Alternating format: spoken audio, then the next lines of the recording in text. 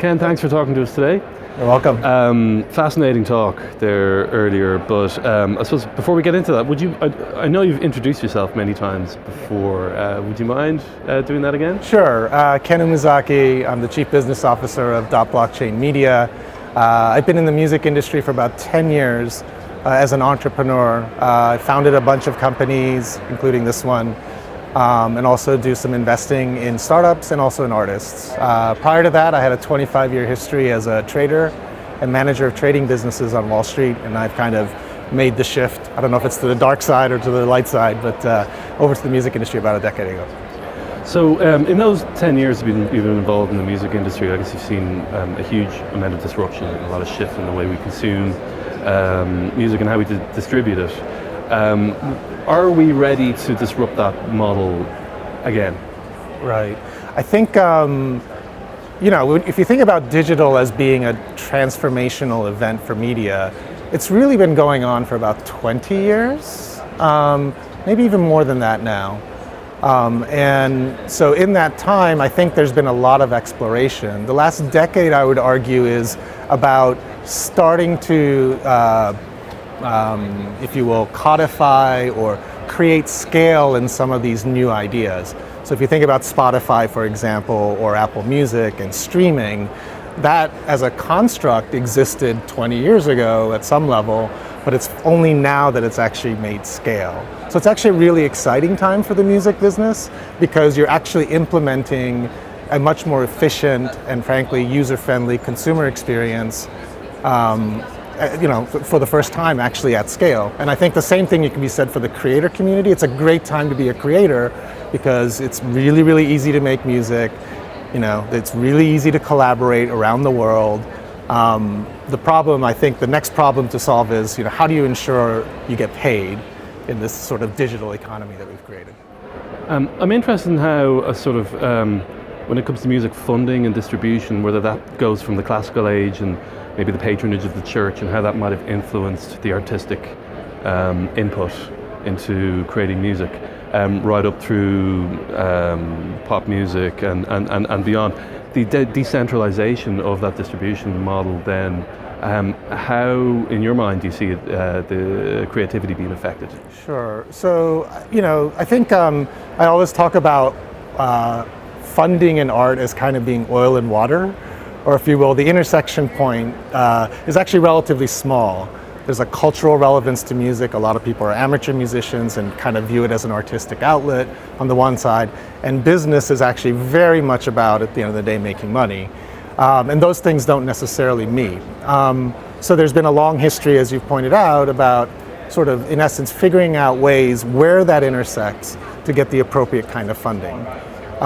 In today's digital world, the creators actually have a lot more options than they did even a decade ago around how they fund their art. Crowdfunding as a mechanism, still the traditional businesses, which is in essence an exchange of creative IP for funding. So a label deal would be you give me 2 albums and I'll give you 250 grand or whatever, almost like a mortgage against your assets. And now there's this kind of middle ground that's starting to develop, I think, given that the creators are asking for more creative freedom. There's very much an all or none nature to the way art has been funded in the music side for a while. I think now you're finding these kind of blended and or almost like you can pick and choose how you want a project funded, which I think is actually a really, really good development. I think diversifying the capital sources, bringing a lot of different entities in to actually allow artists to sort of have sustainable careers is a very, very cool and relatively new thing in terms of the 21st century for music. And might this decentralized distribution model affect possibly the role that music plays in society, or is that something that just stays constant regardless of the format or how it's received? I certainly have never put a lot of thought into the broader cultural implications of the technology piece. What I think over the intermediate term should happen, or we certainly hope it happens, is you create the kind of technology-driven dynamicism, if you will, associated with music as an art form. So to me, the coolest thing that's going on, and you could argue it's been going on for 10 years, is the ability for people to remix or use music in a cat video, just to make it funny.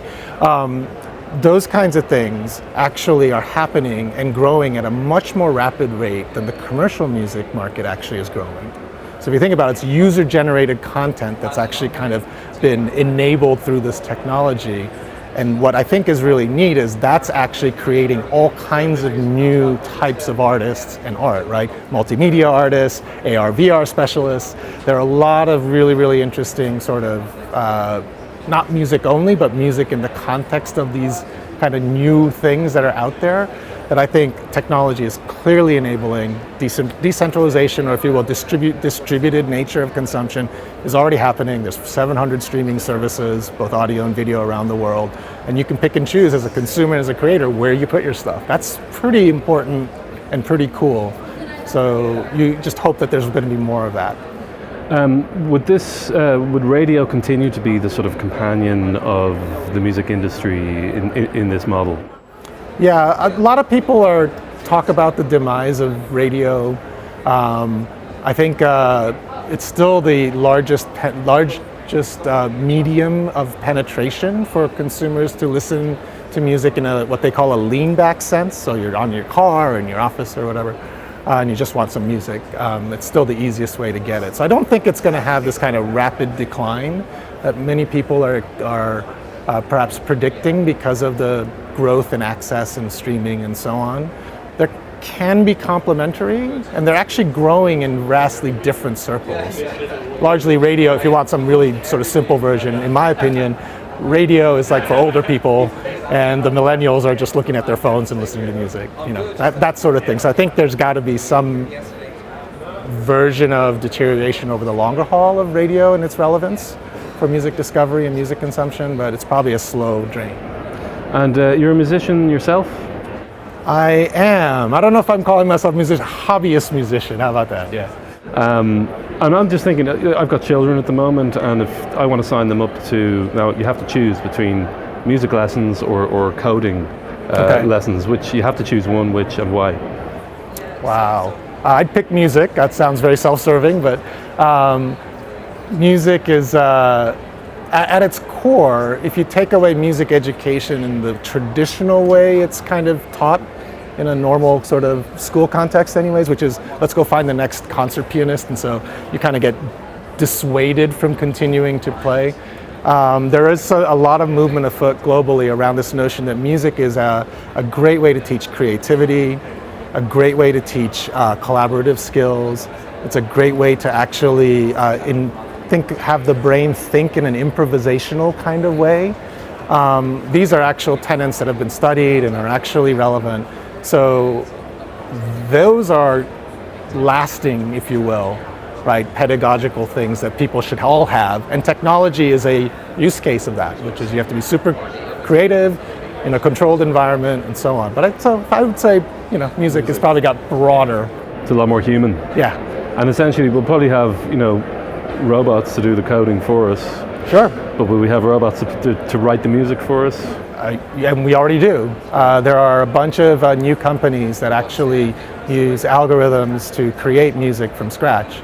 So there's one company called Amper Music, which does background music for videos and movie trailers and so on. And what you do is you type in the mood. Like, I want an angry song. And voila, the machine kind of will compose that for you. So it's already here at some level. I don't view that as threatening to the creative process, if you will, or for artists. I think it is a great tool in this kind of highly democratized and high content, volume-oriented world that we now live in. Whereas before you might have had musicians who have to do a day job of composing jingles or background music. Now they get paid for their art. Yeah. They can focus on that. Yeah, it probably means on the margin fewer people are going to be full-time composers, given technology and the change. But those who actually can leverage that technology or truly differentiate themselves relative to what the technology has to offer on the creative side, I think are going to be big winners. It took about 10 years for the streaming thing to really come to maturity. How long will the blockchain take? Great question. If I knew, I'd be rich.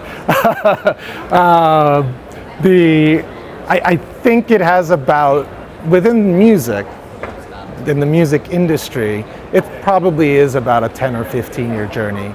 And I would say we're about 3 years into it, so maybe another decade or so. I do think the utility value of what the blockchain does for the business side of music is significant enough that someone's going to figure this out. And the someone who's going to figure it out isn't the technologist, it's actually the industry itself is going to go, you know, this thing's actually really useful.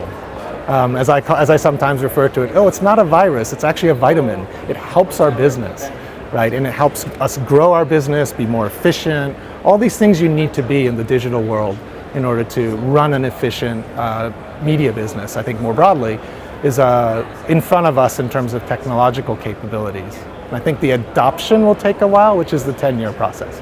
We have a sort of burgeoning or it's kind of well-established blockchain ecosystem here in Dublin and in Ireland at the moment. But can you see any, I suppose as an investor, can you see why it might be an attractive place for companies to invest in, particularly when it comes to blockchain? Yep.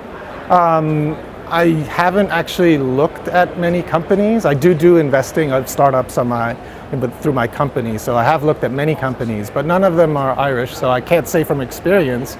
But what I do know, whether it's the sort of tax regime that's here, the resources that are available, highly educated workforce and all the normal stuff you'd hear. But in addition to that, sort of the proximity to an extremely important really community, certainly from a music perspective, whether it's culturally or otherwise, Ireland, UK, right, sort of the hub for European music, especially on the commercial music side. You know, there's got to be stuff that's going to be really, really cool to do here, and I look forward to working with the people here to try to figure that out.